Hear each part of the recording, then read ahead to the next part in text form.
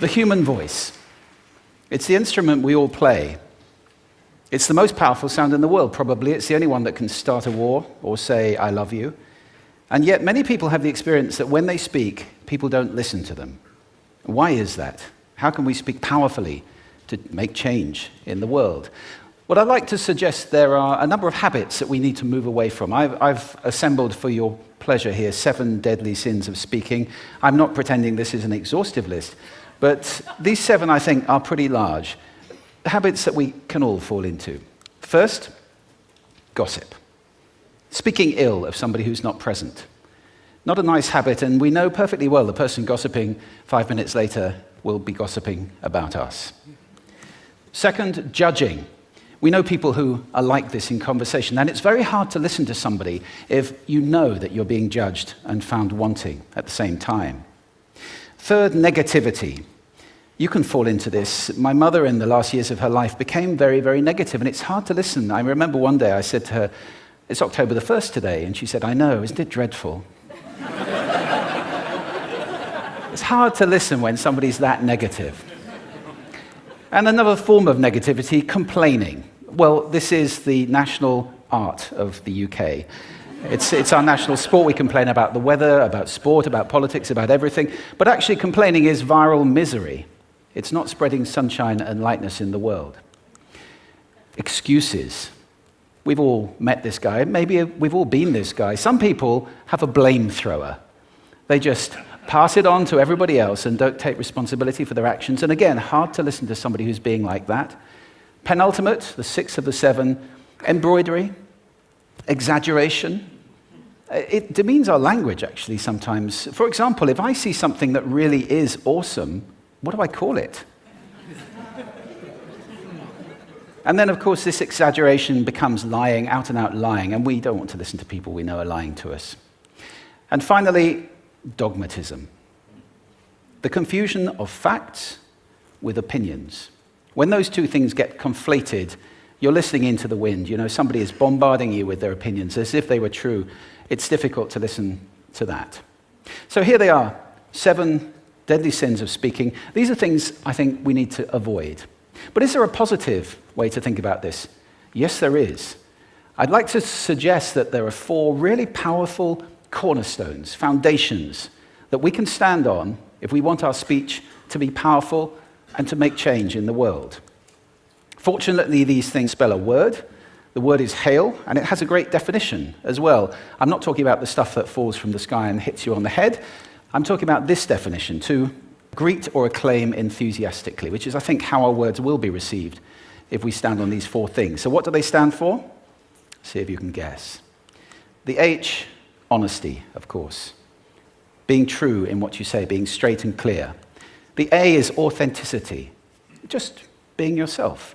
A friend of mine described it as standing in your own truth, which I think is a lovely way to put it. The I is integrity, being your word, actually doing what you say, and being somebody people can trust. And the L is love. I don't mean romantic love, but I do mean wishing people well.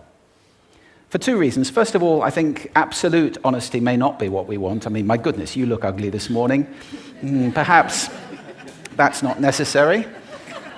Tempered with love, of course, honesty is a great thing. But also, if you're really wishing somebody well, it's very hard to judge them at the same time. I'm not even sure you can do those 2 things simultaneously. So, hail. Also, now that's what you say, and it's like the old song, it is what you say, it's also the way that you say it. You have an amazing toolbox. This instrument is incredible, and yet this is a toolbox that very few people have ever opened. I'd like to have a little rummage in there with you now, and just pull a few tools out that you might like to take away and play with, which will increase the power of your speaking. Register, for example. Now, falsetto register may not be very useful most of the time, but there's a register in between. I'm not going to get very technical about this for any of you who are voice coaches.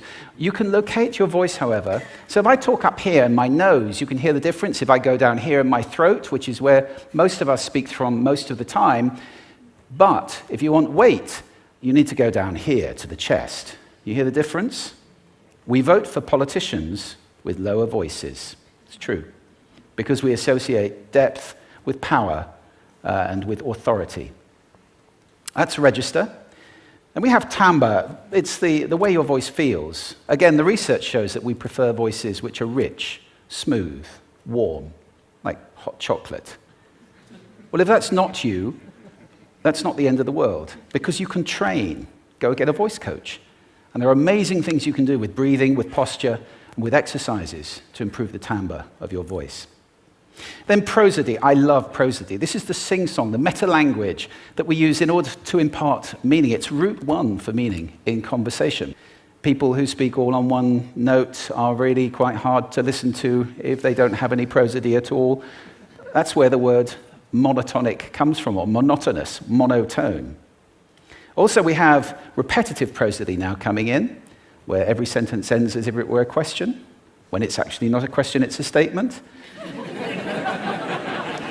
And if you repeat that one over and over, it's actually restricting your ability to communicate through prosody, which I think is a shame.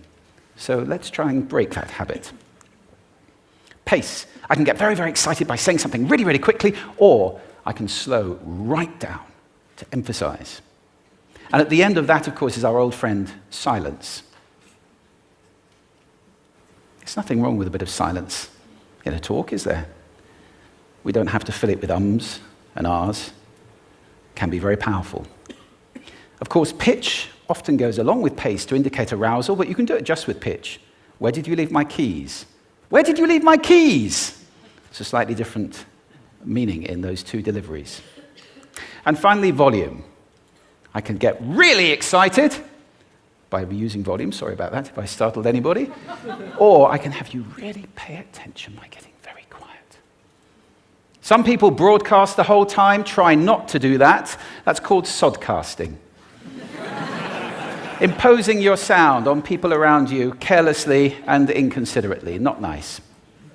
Of course, where this all comes into play most of all is when you've got something really important to do. It might be standing on a stage like this and giving a talk to people. It might be proposing marriage, asking for a raise, a wedding speech, whatever it is. If it's really important, you owe it to yourself to look at this toolbox and the engine that it's going to work on. And no engine works well without being warmed up. Warm up your voice. Actually, let me show you how to do that. Would you all like to stand up for a moment? I'm going to show you the 6 vocal warm-up exercises that I do before every talk I ever do. Anytime you're going to talk to anybody important, do these. First, arms up, deep breath in, and sigh out, like that. One more time. Very good. Now we're going to warm up our lips, and we're going to go bop, bop, bop, bop, bop, bop, bop, bop. Very good. And now, just like when you were a kid. Now your lips should be coming alive. We're going to do the tongue next with exaggerated la, la, la, la, la, la, la, la, la. Beautiful. You're getting really good at this. And then roll an R. That's like champagne for the tongue. Finally, and if I can only do one, the pros call this the siren. It's really good. It starts with we and goes to or. The we is high, the or is low. So you go wee, or, wee. Fantastic. Give yourselves a round of applause. Take a seat. Thank you. Next time you speak, do those in advance. Now, let me just put this in context to close. This is a serious point here. This is where we are now, right? We speak not very well into people who simply aren't listening in an environment that's all about noise and bad acoustics. I have talked about that on this stage in different phases. What would the world be like if we were speaking powerfully to people who are listening consciously in environments which were actually fit for purpose? Or to make that a bit larger, what would the world be like if we were creating sound consciously and consuming sound consciously and designing all our environments consciously for sound? That would be a world that does sound beautiful, and one where understanding would be the norm. And that is an idea worth spreading. Thank you. Thank you.